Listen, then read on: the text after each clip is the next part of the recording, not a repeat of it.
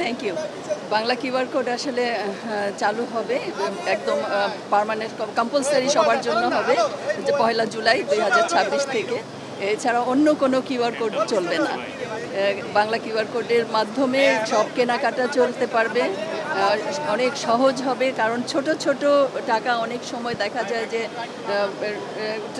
Change দিতে পারে না অনেকেই, কিন্তু এখানে অ্যাকচুয়াল যে প্রাইস সেইটাই ডেবিট হয়ে যাবে।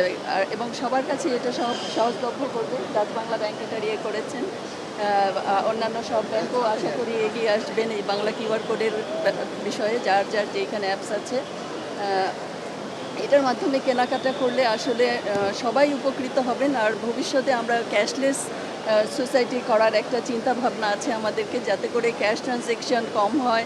সেই জন্য এটা সবার জন্য, এটা আমি মনে করি যে আমরা মনে করি যে সবার জন্য এটা খুবই সহজলভ্য হবে।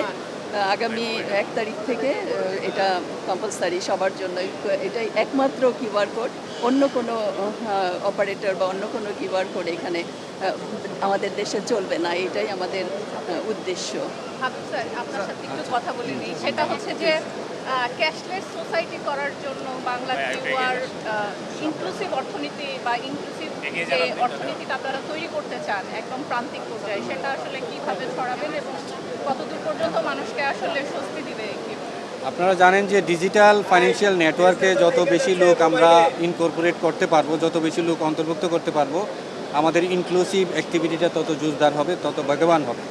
সেই প্রেক্ষিতে ক্যাশলেস ট্রানজ্যাকশন যেহেতু সবাইকে এটাতে অন্তর্ভুক্ত করার প্রক্রিয়া আমাদের চলমান আছে, সেই প্রক্রিয়ার মাধ্যমে আমরা ফাইন্যান্সিয়াল ইনক্লুশনকে আরও বাড়াতে সক্ষম হব।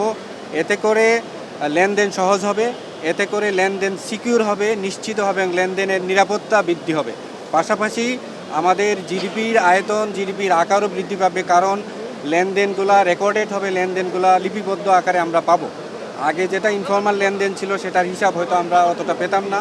সেই ক্ষেত্রে আমাদের অর্থনৈতিক কর্মকাণ্ড যেমন জোরদার হবে, আমাদের নিরাপত্তা যেমন নিশ্চিত হবে, আমাদের সহজলভ্যতা এবং সহজ যে ট্রানজ্যাকশন করা যায় সেটাও নিশ্চিত হবে। এ ব্যাপারে ইলেকট্রনিক এবং প্রিন্ট মিডিয়া, এ ব্যাপারে সকল জনসাধারণ, এ ব্যাপারে সকল বিজনেস কমিউনিটি, খুচরা এবং ছোট ছোট ভেন্ডর যারা আছে, সকলের সহযোগিতা আমরা কামনা করছি। ধন্যবাদ। ম্যাম, একটা প্রশ্ন আছে, সেটা হচ্ছে সম্মিলিত ইসলামী ব্যাংকে যে হেয়ার কাট বাতিল, এই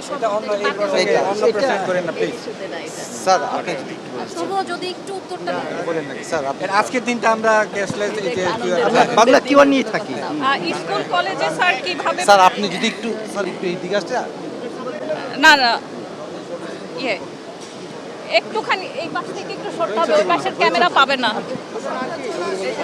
কবির স্যার কিছু বলছেন? কবির স্যার, স্যার এই যে বাংলা কিউআর এর মাধ্যমে এই পাশ থেকে না, অনলাইনে শপিং হবে বা আসলে ক্যাশলেস করার জন্য এই বাংলা কিউআরটা কতখানি উপকার হবে? আপনি কতখানি এখন ক্যাশলেস আছে, কতখানি যেতে চাই আমরা? একটু সামনে নিয়ে আসে আসলে একটু সামনে চলে আসেন, একটু সামনে চলে আসেন। আমি মনে করছি এটা একটা প্যারাডাইম শিফট হবে বাংলাদেশের জন্য। গভর্নমেন্টের, আপনারা জানেন যে আমাদের ট্যাক্স জিডিপি রেশিও অনেক কম, সেই জন্য কিন্তু আমরা নানা কনস্টেন্টই পাচ্ছি ফ্রম ডেভেলপমেন্ট পার্টনার্স। কিন্তু এই বাংলা কিউআর চালু হলে সব ট্রানজ্যাকশন যেহেতু ডিজিটাল ফর্মে আসবে, তাতে আমরা মনে করছি যে সিগনিফিকেন্ট ইমপ্রুভ করবে আপনার ট্যাক্স জিডিপি রেশিওতে।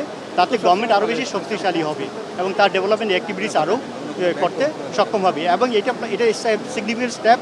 কিন্তু আমরা শুধু এখানে থেমে থাকবো না। আপনারা জানেন যে আমরা একটা ইন্টারঅপারেবল ইনস্ট্যান্ট পেমেন্ট সিস্টেমের দিকে মুভ করছি। আগামী বছর থেকে ইনস্ট্যান্ট পেমেন্ট সিস্টেম চালু হয়ে যাবে। Even any interoperability, any mobile থেকে ব্যাংকে যাওয়া ট্রানজ্যাকশন করা যাবে, ব্যাংক থেকে মোবাইলে ট্রানজ্যাকশন করা যাবে। আরেকটা বড় বিষয় হলো, আপনারা জানেন যে economic connectivity is actually enhance the productivity of the country. তাহলে এখন যখন আমরা একটা ল্যাগ থাকে ফাইন্যান্সিয়াল ট্রানজ্যাকশনের ক্ষেত্রে, তাহলে এটা কিন্তু হ্যাম্পার্স আওয়ার ইকোনমিক গ্রোথ।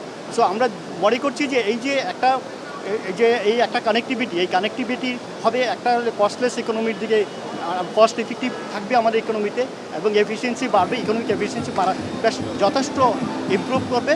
এবং জনগণের ভিতরে যে একটা এই যে নতুন যে সরকারের যে এই যে একটা পদক্ষেপ, এই পদক্ষেপের ফলে আমরা মনে করছি যে তার সাইকোলজিক্যাল স্টিমুলাসও হবে।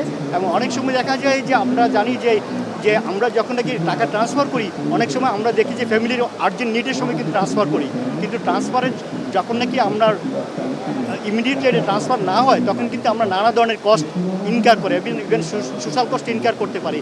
যেমন ধরুন যে একটা হসপিটালের পেমেন্ট আছে, ইমিডিয়েটলি আমি এই ট্রান্সফার করতে না করাতে কিন্তু আমি সার্ভিসটা পাচ্ছি না। সো আমার কাছে মনে হচ্ছে যে আমাদের সোশ্যাল ইকোনমিক ডাইমেনশনে একটা বড় ধরনের প্যারাডাইম শিফট হবে। আর এটা অলসো আপনারা জানেন যে মানি লন্ডারিং ইস্যুতে এটা একটা বড় ধরনের ভূমিকা রাখবে, কারণ আপনারা জানেন যে every digital has a footprint. So কাজে আমরা যে কোনো কিছু যখন এভরিথিং ডিজিটাল সিস্টেমে হবে তখন মানি কিন্তু মানুষ ডিজিটাল ওয়ালেটে রাখতে হবে।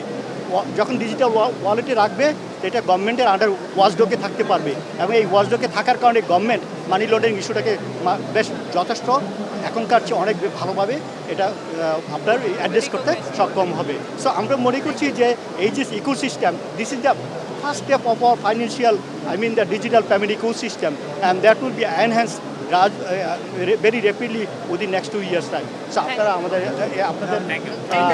এই বিষয়ে থ্যাংক ইউ।